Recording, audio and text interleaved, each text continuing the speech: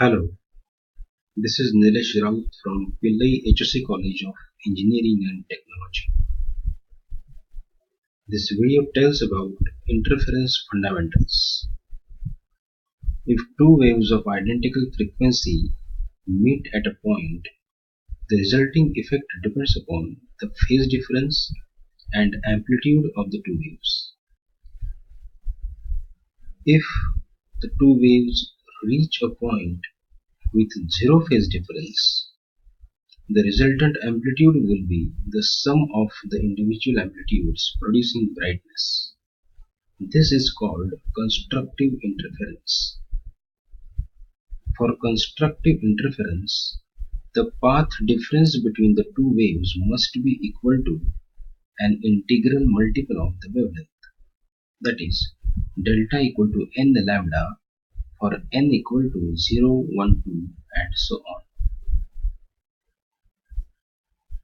If the waves are in opposite phases, the resultant amplitude will be the difference of the individual amplitudes, producing darkness. This is called destructive interference.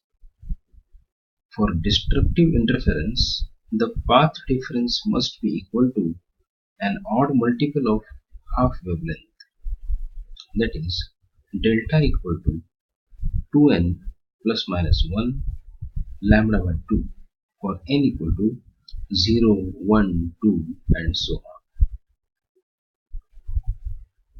Interference in thin films. A thin film is a film having thickness of the order of 5000 to 8000 angstrom.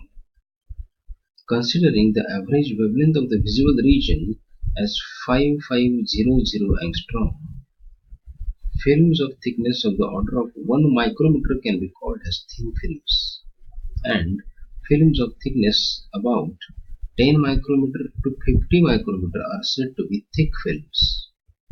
Examples of thin films are solids, liquids, and gases enclosed between two solid surfaces, or films deposited on glass plates, soap bubble surfaces, or oil films floating on water. The phenomenon of interference may be grouped into two categories: division of wavefront and division of amplitude.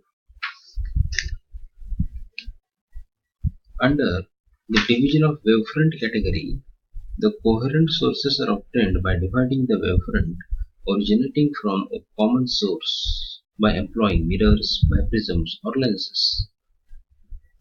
This class of interference requires essentially a point source or a narrow slit source. The instruments used to obtain interference by division of wavefront are Fresnel's biprism, Fresnel mirrors, Lloyd's mirror, lasers, etc. In the division of amplitude process, at various points of the films of the amplitude of the incident wave is divided into a set of parallel reflected rays and a set of parallel transmitted rays of gradually diminishing amplitudes. This is called a division of amplitude. In this method, diffraction effect is minimized. Thank you.